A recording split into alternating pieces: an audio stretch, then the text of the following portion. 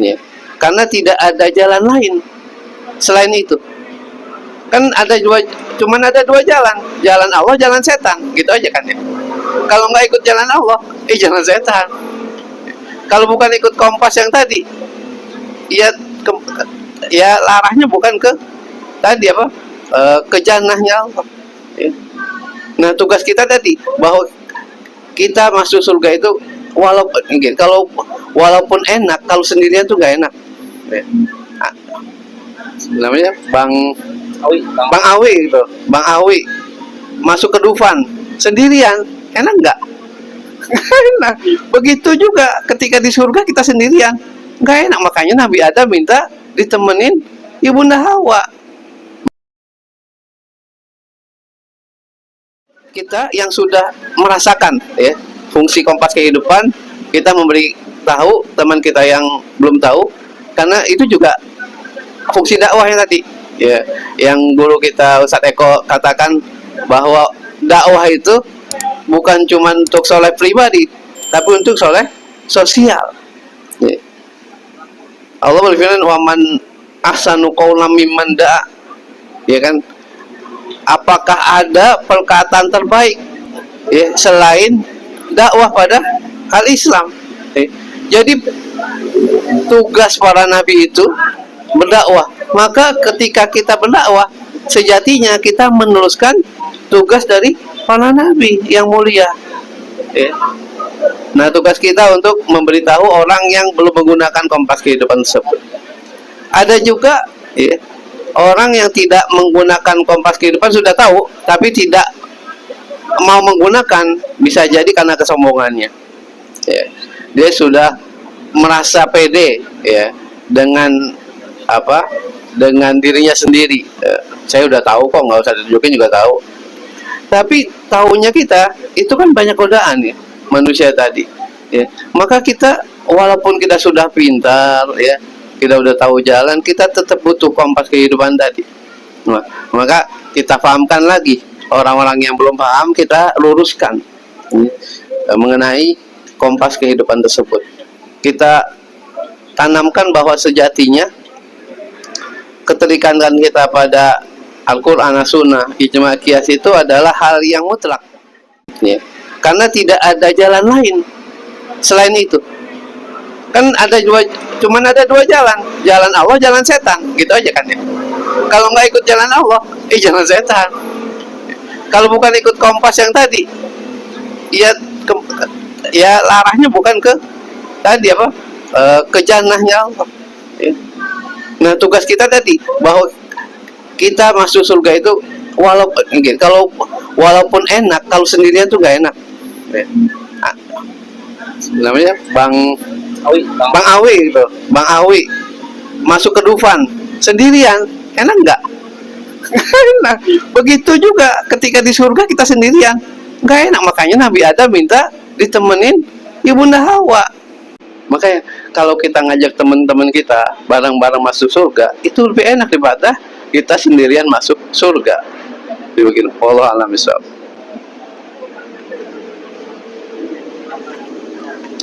Ustaz, barangkali mau menambahkan, Ustaz?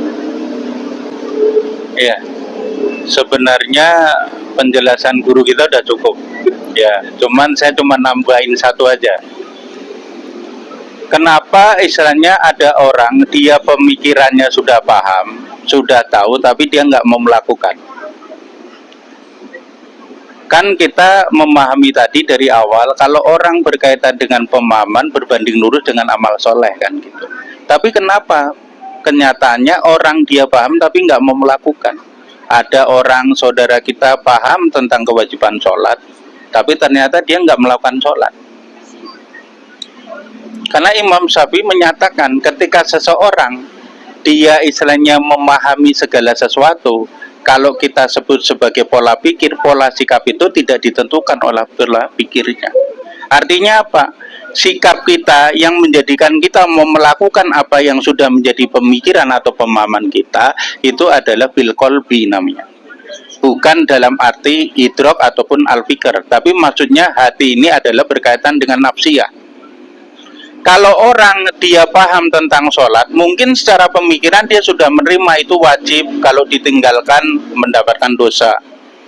Tapi hatinya kadang belum menerima, sehingga tidak dikatakan al-ilm, atau istilahnya orang yang dengan ilmunya itu. Karena kalau istilahnya dia menjadi orang yang secara pemikiran telah tadi clear ya bahasanya tentang petunjuk, tentang kompas tadi, hatinya belum menerima, maka dia juga nanti disebut dengan 3 hal itu. Ada yang fasik, dolim, dan sebagainya. Tapi kalau dengan hatinya dia sudah bisa menerima, akan dia lakukan dengan sungguh-sungguh tadi. Maka kadang kita lupa terhadap apa yang menjadi pemikiran yang kita sebarkan. Makanya kenapa ya Syekh Tajuddin An-Nabhani rahimahullah itu setara dengan misalnya Imam Syafi'i, karena pendapatnya juga sama berkaitan dengan nafsiyah. Nafsiyah itu sangat penting untuk menjadikan pemikiran kita tadi yang sudah jelas itu untuk kita laksanakan. Makanya harus kita pupuk terus. Bagaimana cara memupuk nafsiyah? Ya harus belajar. Apa maksudnya? Dilatih terus. Karena sifat sabar, ikhlas, semangat, istiqomah itu nggak bisa dia timbul secara sendiri, atau mu'yulnya itu nggak ada. Jadi dia harus dilatih. Kalau orang fikih ada masternya, hukum ada masternya, tapi siapa yang ada master sabar? Nggak ada. Bahkan para ulul azmi tadi, para nabi digelari ulul azmi itu karena memang diberikan pemahaman oleh Allah, dilatih terus untuk menerima kejadian-kejadian yang di luar nurul mereka. Nalar apa nurul? Itu untuk dilatih. Nah, kita saat itu juga begini. Kalau kita nggak melatih tentang nafsiyah kita, hati kita, maka kadang kita juga tadi, walaupun benar secara pemikiran, namun kita nggak mau melaksanakan. Ya, saat ngapain malam minggu, saat malam minggu itu kalau di rumah saya dibikinin kopi, sama-sama ngopi, bikinan antum sama bikinan istri saya milih bikinan istri saya. Nikmat istri saya kalau bikin tuh. Itu begitu ya. Kalau cuma hanya untuk menikmati. Kalau bahasanya ngumpul dengan antum laki-laki semua, nggak ada faedahnya. Kalau saya di rumah, ya nyolek istri aja sudah ada yang bergetar ya. Tapi nggak semua itu yang harus maksudnya kita jadi pikirkan tadi. Kenapa? Karena kita datang ke kreator pada Sabtu malam minggu ini juga menjadikan bagian kecintaan kita kepada istri kita. Kalau bahasanya sering ya, ini sebuah kisah yang kadang orang itu maksudnya mengatakan bahasanya kadang kita itu tidak bisa tadi untuk menjaga diri kita dan keluarga kita. Apa kadang fungsinya sebagai seorang suami? Ada seorang yang namanya Abu Kaila, itu adalah seorang sahabat yang dia kalau bahasanya kehidupan sekarang itu seorang ayah, seorang suami yang punya 4 orang anak. Bayangkan tuh, misalnya punya 4 orang anak.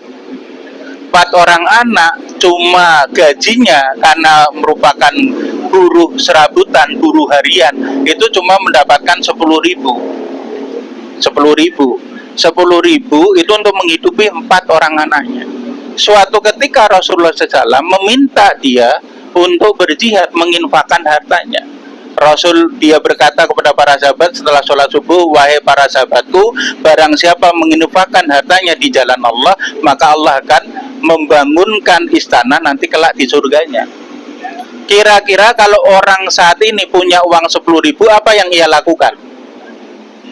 Ini kira-kira kita nih, kalau punya 10.000 penghasilan kita, anak kita 4, diminta hartanya untuk istilahnya berjihad, berinfak di jalan Allah. Kalau saat ini ya berarti untuk dakwah gitu.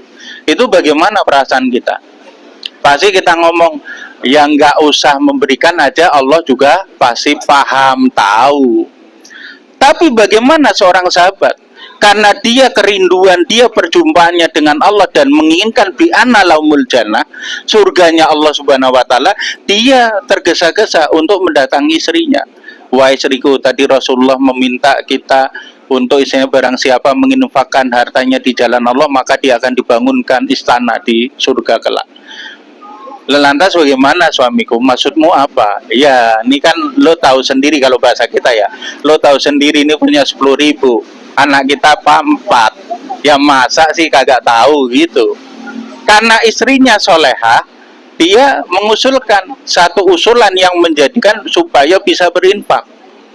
Suamiku, ya sudah gini aja, karena kita kan, kamu pengen mengajak kami itu untuk masuk surga, jadi istri kita itu harus tahu kalau kita dakwah hari Sabtu malam Minggu seharusnya enak nongkrong dengan dia, terus kita nongkrong di sini itu karena kecintaan kita dengan dia, untuk menjadikan nanti mereka itu kita aja untuk bisa masuk surganya bareng-bareng, supaya tahu gitu. Dan akhirnya istrinya ngomong, ya sudah gimana, mau kita infakkan, sini 10.000, kita bagi 2, yang 5.000 akan aku belikan gandum, yang kasar aku olah untuk menjadi bubur untuk ke-4 orang anak kita, karena habis subuh tadi ya.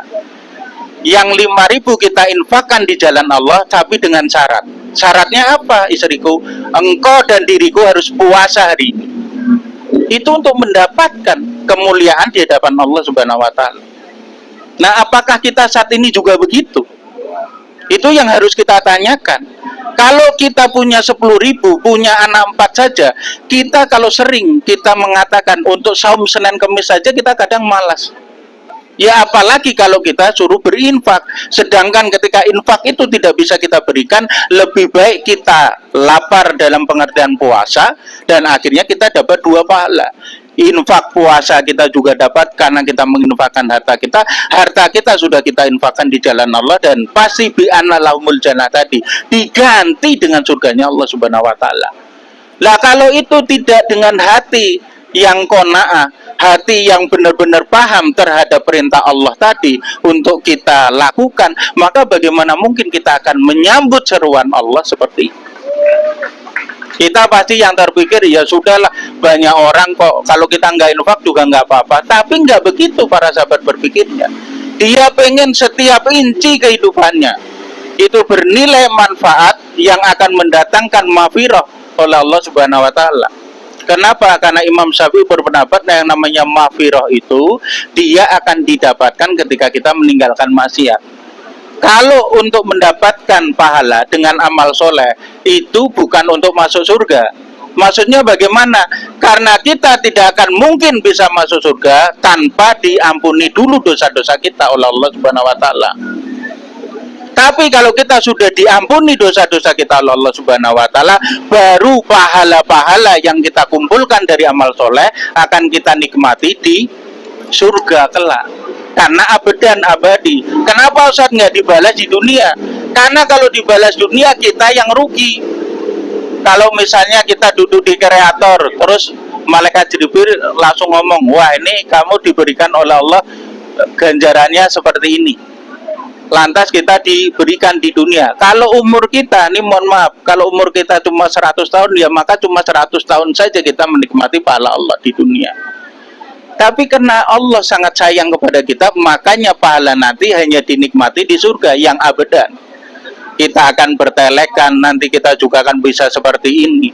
Digambarkan bahasanya nanti kalau kita nih saat ini cuma dengan apa nih, terpal ini, terpal, besok kita nanti bertelekan di dipan-dipan bertahtakan emas dan permata, coba.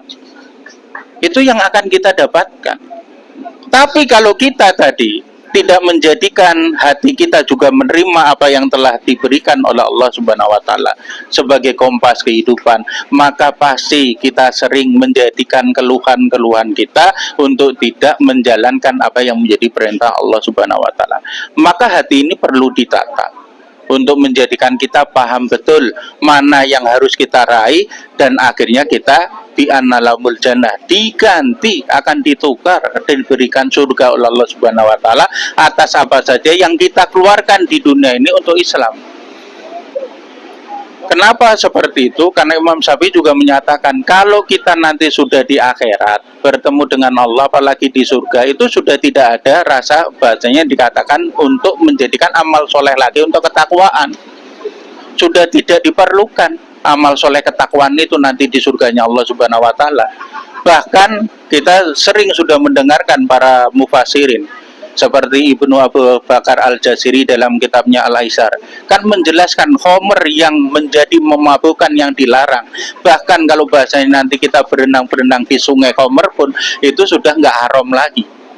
Itu untuk menunjukkan ketakwaan kita yang ada di dunia itu yang harus kita lakukan. Kalau sudah berhadapan dengan Allah, tinggal kenikmatan yang abadi. Kalau sudah diampuni dosa-dosa kita, lantas kita masuk surganya Allah Subhanahu wa taala. Maka perlu sekali lagi, mari kita juga tata hati kita supaya kita tahu betul kalau diperintah, misalnya ada pimpinan kita, itu bahasa saya begitu ya, misalnya ada pimpinan kita diperintah oleh mereka, itu adalah suatu kesenangan yang luar biasa. Kenapa? Karena pemimpin kita itu menyediakan jalan untuk masuk surga. Suruh datang ke kreator, ya siap. Ya kalau di katrok kenapa pakai kata gaspol? Kata gaspol itu filosofinya dari kitab Takatul. Jangan futur. Kalau di dalam kitab itu namanya futur itu. Tapi kita jangan futur, artinya apa? Terus gaspol dalam dakwah sampai akhir hayat kita. Itu menjadikan kita memahami. Jadi kita nggak cuma ngomong gaspol itu apa sih, Cet? Bukan rem, bukan gas, bukan. Tapi kita mengingatkan pada diri kita. Bahasanya kalau ada perintah dan apapun termasuk tadi dalam dakwah, itu adalah menjadikan kebahagiaan yang sudah dibuka oleh para pemimpin kita dan teman-teman kita. Surga bi'analamul jannahnya itu sudah dibuka dan tinggal kita menyambutnya. Allahu a'lam bishawab. Ya, terima kasih. Terima kasih pada saat itu. Ada lagi yang bertanya? Kalau nggak ada yang nanya, saya yang nanya nih. Oh ya, silakan. Sebutin nama sama nomor sendal ya. Sepatu. Ada satu dong. Bismillahirrahmanirrahim.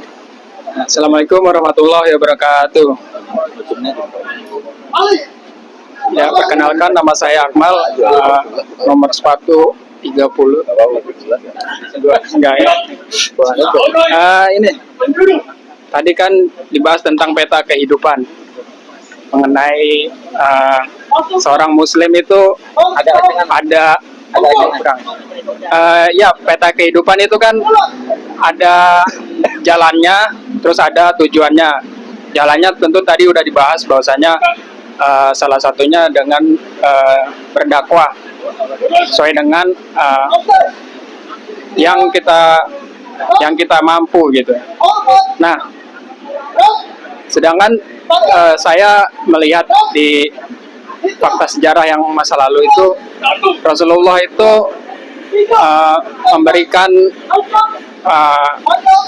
memberikan arahan atau mengutus kepada para sahabatnya untuk melakukan sesuai dengan potensi-potensi mereka, jadi dimaksimalkan gitu kan ya. Nah, seperti halnya Khalid bin Walid, itu dia sampai diberi gelar pedang Allah. Kemudian Abdurrahman bin Auf, sang bertangan emas gitu ya. Kemudian ada Sa'ad bin Abi Waqqas, karena panahnya yang pertama kali yang bisa menjadi jalan untuk berjihad. Nah, untuk di masa kini ini ada nggak sih model-model seperti itu gitu? Jadi sesuai dengan potensi yang ada pada diri kita, kemudian ada yang ya sebagai wadah gitu untuk mengekspresikan potensi yang ada gitu. Kira-kira bagaimana menyikapinya? Terima kasih, itu saja. Assalamualaikum warahmatullahi wabarakatuh.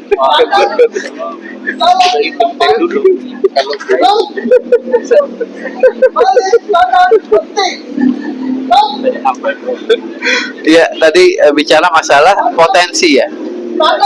Jadi memang kita diciptakan Allah Subhanahu wa taala masing-masing ada potensi. Sebagaimana juga Allah gambarkan, Nabi gambarkan ya, itu bahwasanya al-muslimu kal jasadil wahid. Ya, kita itu bagai satu tubuh. Ya. Maka kalau dalam satu tubuh itu nggak semuanya tangan ya. Kan ada tangan kanan, ada tangan kiri. Nggak semuanya kaki. Coba bayangin kalau badan semuanya kaki. Kayak gurita berarti. Maka ada tuh yang berfungsi sebagai tangan, ya. Ada yang berfungsi sebagai kaki. Dan harus tahu fungsinya masing-masing. Makanya kalau tangan kanan gitu, itu berbuat yang baik-baik, misalnya untuk makan, untuk nulis. Tangan kiri untuk pembersihan ya. Jangan kiri itu tangan kiri. Kenapa saya suruh membersihin doang gitu? Nggak yang baik. Emang tugasnya sesuai dengan potensinya. Ya. Itulah fungsi dari sinergi tadi. Ya. Begitu juga para sahabat ya, difungsikan oleh Rasulullah sesuai dengan potensinya masing-masing. Ada yang memang pintar dalam strategi perang ya, Khalid bin Walid ya, dari masa beliau jahiliyah sampai beliau masuk Islam itu memang terkenal potensi strateginya, bagaimana beliau bisa mengecoh musuhnya ya, ketika kondisi kaum muslimin ya itu dalam kondisi yang lemah, kemudian musuh banyak jumlahnya, beliau memerintahkan ya, para sahabat untuk membawa pelepah kurma ya, kemudian ditarik dengan kuda supaya timbul banyak debu. Jadi kalau kelihatan dari luar, oh banyak tuh pasukan, padahal cuman sedikit, cuman bawa pelepah kurma. Itu strategi perang, sehingga menimbulkan ketakutan di pihak musuh, padahal itu strategi perang untuk menggetarkan hati musuh ya. Nggak sebanyak itu pasukannya, cuman banyak debunya, diakibatkan ya, membawa pelepah kurma. Nah itu difungsikan oleh Rasulullah SAW. Begitu juga kita ya. Maka ada juga yang tadi kata guru kita ya, itu ada yang fungsinya dakwah jor-joran ya. Ada juga mungkin dakwahnya nggak jor-joran, tapi kayak Abdul Rahman bin Auf gitu, banyak dananya, ya nggak masalah. Tapi sekali lagi jangan puas ya, jangan puas dengan yang kita lakukan. Kita harus selalu fastabiqul khairat, semaksimal mungkin ya apa yang kita lakukan untuk Islam. Kayak tadi yang dicontohkan dengan 10.000 itu bisa mampu membagi supaya dia tanggung jawab dia ke keluarga masih bisa dia lakukan, tanggung jawab dia ke Allah, dakwah itu masih bisa dilakukan, semata-mata untuk bi'annalahumul jannah tadi. Jadi kita maksimalkan potensi kita dimanapun kita berada semaksimal mungkin, supaya tadi bahwa kita itu Allah ciptakan potensi kita, nggak kita sia-siakan ya. Kita berkumpul ya, di malam ini ya untuk membahas kajian keislaman, kita fungsikan, kita maksimalkan menghadirkan teman-teman kita supaya teman-teman kita juga tercelahkan ya. Jadi tujuannya bukan cuma dunia misalnya, tapi tujuannya karena Allah Subhanahu wa Ta'ala. Karena siapa, kan kalau kita mendakwakan sesuatu ya, itu kan kayak kita MLM ya kita kayak MLM ajak sekali, kemudian ada downline ya. Nah kalau setiap downline kita itu ya mengikuti apa yang guru Eko ya itu katakan, maka kita akan mendapatkan pahala jariah itu. Bayangkan, dan pahala jariah itu enggak berhenti ketika kita mati. Kita sudah meninggal pun pahala jariah itu akan selalu mengalir untuk kita ya. Maka itu fungsikan potensi kita, maksimalkan dalam dakwah ini ya. Bagaimanapun caranya itu antum yang tahu sendiri masing-masing ya, masing-masing tahu potensinya masing-masing dan maksimalkan semaksimal yang antum bisa ya. Kalau kata misalnya Syekh Yasin ya, itu mastata'tum ya. Jadi beliau mengetes ya, murid-muridnya, coba apa tuh mastata'tum ya, udah kamu keliling lapangan. Mereka keliling, udah ngos-ngosan, udah bukan gitu mastata'tum. Akhirnya beliau lari keliling lapangan sampai pingsan. Nah itu mastata'tum ya. Keliling lapangan cuma ngos-ngosan, itu belum mastata'tum itu ya. Keliling lapangan sampai pingsan, itu baru mastata'tum. Mungkin ya, wallahu a'lam bishawab.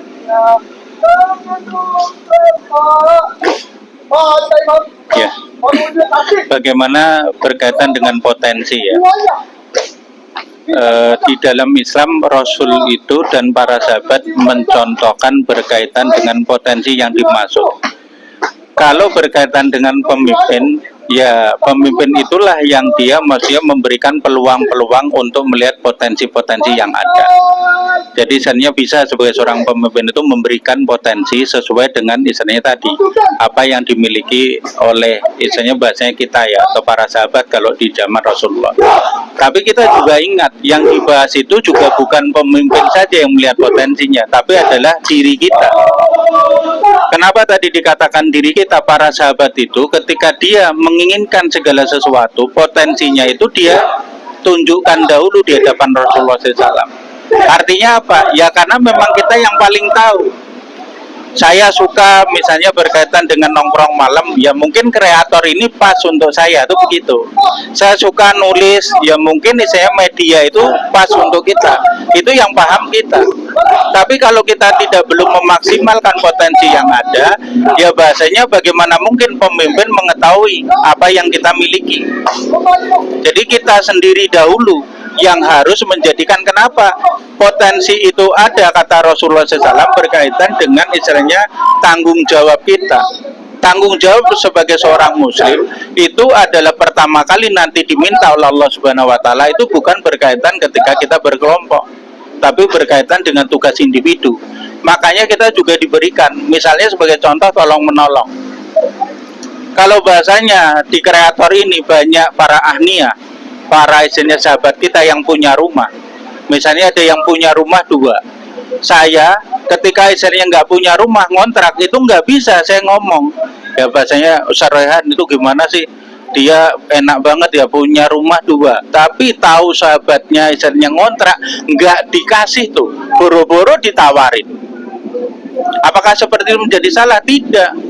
Kenapa? Karena kewajiban saya untuk menyediakan rumah terhadap anak istri itu adalah kewajiban saya, bukan kewajiban sahabat saya. Sahabat saya nggak mungkin dapat kewajiban untuk menyediakan rumah untuk anak istri saya. Yang diberikan kewajiban adalah saya. Artinya maksudnya individu kita selesaikan dahulu. Kalau memang itu adalah bagian individu, kita tidak boleh melempar itu untuk masalah berkaitan dengan bahasa kita adalah komunitas ataupun misalnya sosial kita. Saat itu Rasulullah kenapa melihat para sahabat itu seperti Abu Qaila tadi, marwahnya kan luar biasa, kemuliaannya itu dijaga.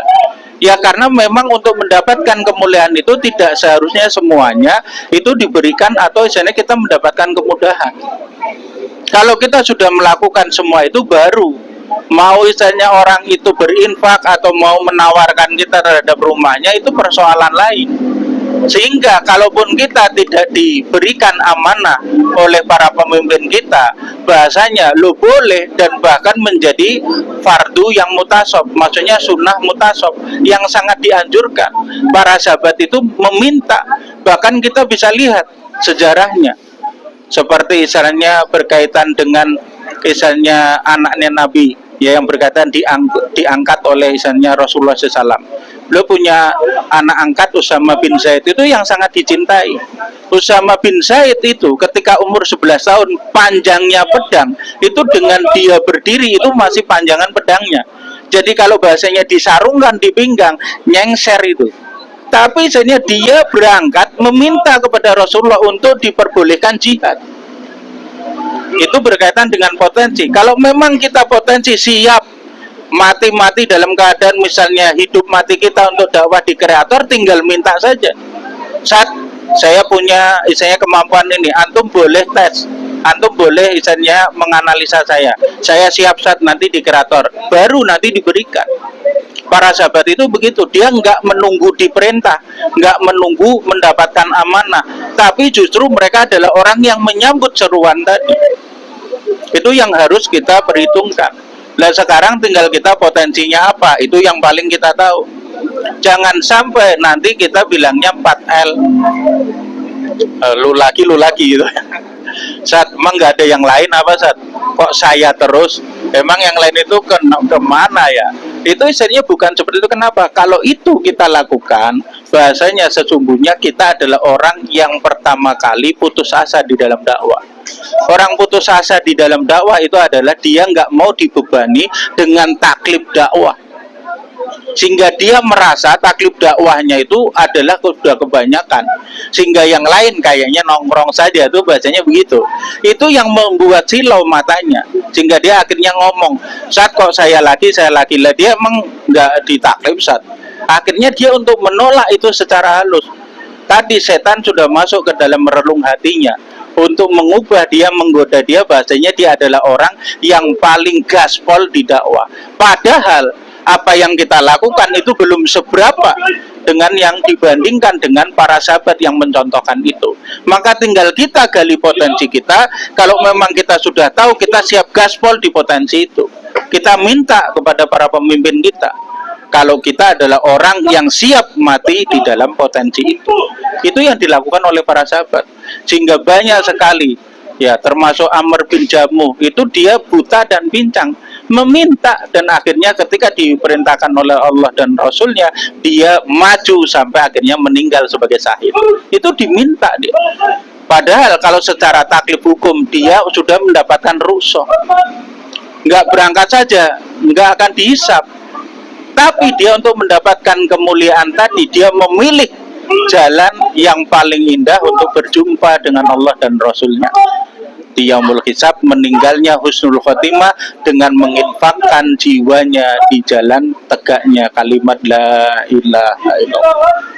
Itu yang seharusnya kita lakukan. Jadi jangan membatasi potensi kita, dan jangan bahasanya, ya saya nggak disuruh kok, dan kita nggak minta. Lu suruh malah sunnah mutasof, sunnah yang sangat dianjurkan.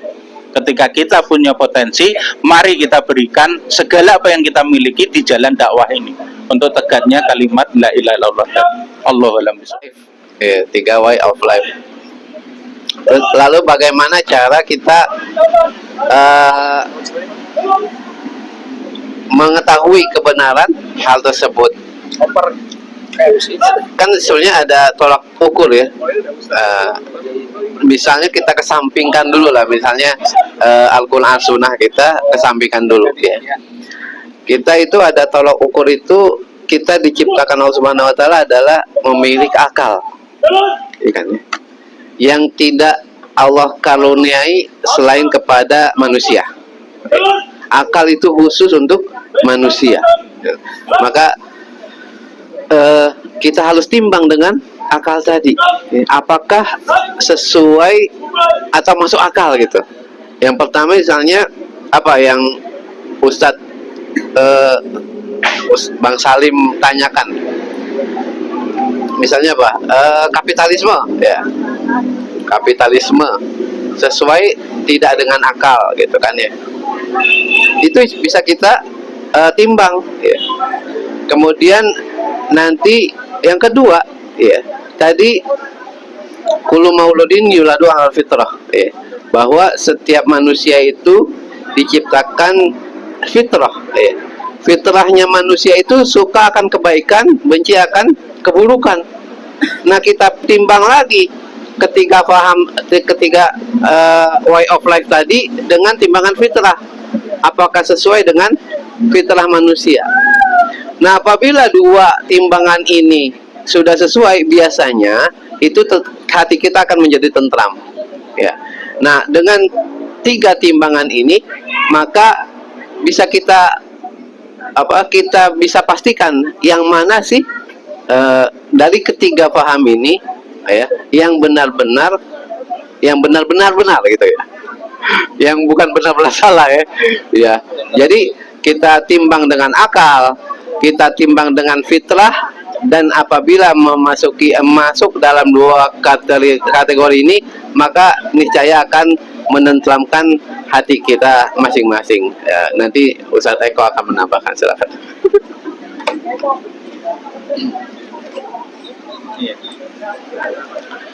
Berkaitan dengan way of life ya, ada 3 yang dijelaskan. Misalnya jalan tadi kehidupan berkaitan dengan peradaban yang ada ya saat ini. Ya mungkin di kreator ini sudah pernah dibahas ya, karena saya juga orang yang juga suka melihat di channelnya Zat.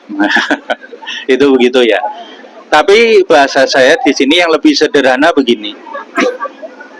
Ketika seseorang punya pegangan tadi, kalau bahasanya tadi misalnya kita berbicara hijrah, maka kita akan tahu mengukur berkaitan dengan jalan kita salah atau benar, dengan kompas kehidupan tadi ya.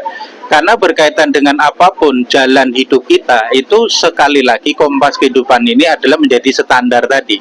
Dan standar itulah nanti yang menentukan baik dan buruknya, benar atau salahnya. Ketika misalnya kita berbicara tentang hijrah, tadi saya sudah sampaikan ya, ada orang yang berhijrah itu untuk mendapatkan kemudahan hidupnya di dunia. Jadi ketika dia isinya hijrah itu adalah kalau saya hijrah, insya Allah nanti karena saya taat maka akan dimudahkan kehidupannya di dunia. Dia berpikir ketika dia hijrah atau dia tobat itu akan mendapatkan kemudahan di dunia. Padahal Allah nggak ngomong begitu, Rasul juga nggak begitu, itu begitu. Ketika Allah misalnya tadi ngomong bahasanya ketika orang itu dia bertobat itu adalah untuk mendapatkan maghfirah ampunan Allah Subhanahu wa taala, karena memang hanya untuk Allah tobatannya itu. Tobatan nasuhnya untuk tubuh ila Allah. Nah, maka dia akan diberikan maghfirah, diampuni dosa-dosanya. Nah, artinya ketika seseorang dia salah menempatkan apa yang menjadi tujuannya atas apa yang menjadi keyakinan. Kalau kita berbicara keyakinan berarti agama kita Islam, ya maka mereka akan salah di dalam menempatkan masalah. Kalau sudah salah di dalam menempatkan masalah, mereka akan juga salah di dalam menjalani kehidupan. Makanya Syekh Taqiyuddin An-Nabhani juga telah menjelaskan berkaitan dengan antara fakta dengan juga hukum. Yang namanya tahqiqul manat itu harus disertai manatul hukmi sehingga hukumnya menjadi benar. Maksudnya apa? Kalau kita ingin mendapatkan solusi, bukan hanya faktanya benar. Kalau faktanya benar, istilahnya dalilnya salah, fatwanya juga salah. Begitu pula kalau istilahnya faktanya salah, dalilnya benar, maka fatwanya atau hukumnya akan salah juga. Bagaimana di dalam Islam? Faktanya juga benar, dalilnya benar, maka solusinya benar. Itu yang menjadikan kita mengetahui jalan kehidupan kita. Ya semisal tadi ketika kita mendapatkan berkaitan dengan istilahnya bagaimana ketika orang itu dia tidak memiliki kendaraan. Kalau cintanya kepada istri dan anaknya tadi tidak hoak, maka dia akan mencari solusi untuk kehidupannya. Misalnya istri saya minta saat ini sepeda listrik, karena yang baru ngetren sepeda listrik ya saat ya. Terus dia ngomong ke saya, Bi, beliin dong sepeda listrik. Saya nggak punya duit, tapi ternyata datang Bang Fadrin ke saya. Saat tenang aja saat. Ya ini yang mau beli Ustaz berapa? Saya mau beli sepeda listrik di Perumnas itu ada 3,5. Ya udah saat ini saya kasih duit 3,5 juta, tapi 6 bulan kembaliin ke saya menjadi 4 juta. Kalau saya hanya mendapatkan faktanya, saya pengen dengan cinta istri saya tadi secara hakiki, namun saya memenuhi dengan dalilnya, oh iya menyenangkan istri itu boleh, dan itu malah bisa menjadi wajib. Akhirnya saya ambil tawaran tadi. Bukankah tawaran tadi, bukannya saya malah melakukan perbuatan yang benar, tapi karena faktanya istilahnya berkaitan dengan yang saya pahami salah, akhirnya solusinya juga salah. Sepeda listrik yang saya berikan kepada istri saya bukan cinta yang hakiki. Ternyata saya pengen menjadikan dia nanti fakuduha itu. Lanjutannya adalah menjadi apa? Bahan bakar di neraka, batu dan manusia. Akhirnya saya salah memahami. Karena itu ketika kita pengen menjadikan kehidupan kita, ya way of life kita, jalannya itu betul-betul benar, secara fakta dan juga hukum harus sesuai, benar semua, dan kita pahami dan akhirnya menghasilkan solusi yang tepat. Kalau tidak, maka kita akan selalu senantiasa salah, karena kita hanya memenuhi satu sisi saja sebagai kehidupan kita sebagai manusia, tapi meninggalkan akhirat kita, sehingga kita di dalam memenuhi kebutuhan kita sama sebagaimana kita memenuhi hajatun udhawiyah kita. Setiap gorisah ataupun hajatun udhawiyah yang dilihat itu bukan karena nafsunya.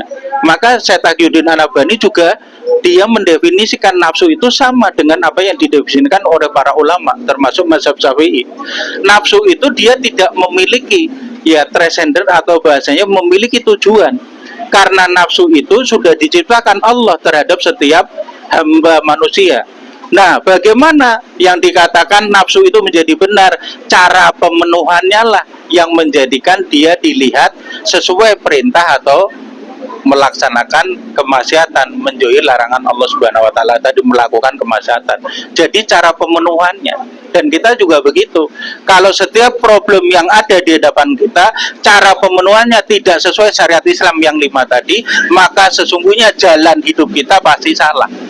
Karena apa? Kadang fakta indera kita benar, tapi dalilnya salah, atau kebalikannya, faktanya salah, dalilnya benar. Itu juga menjadikan hukum yang akan kita lalui salah. Maka seharusnya secara tahqiqul manat dan manatul hukmi, secara fakta juga benar, secara dalilnya juga benar, sehingga kita bisa melakukan, menjadikan problem solusi dalam kehidupan kita benar sesuai syariat Allah Subhanahu wa taala. Allahu a'lam bishawab. Ya, Masya Allah. Ya, Masya Allah ya.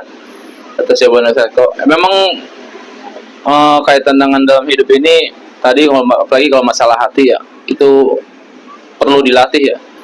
Contoh kalau cerita guru saya itu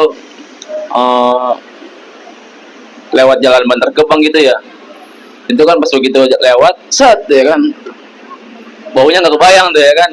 Tapi ada juga maksudnya yang di sana itu, tinggal di sana itu bisa makan enak coba, tanpa ibadah mereka itu terngiang-ngiang baunya kayak kita gitu ya kan.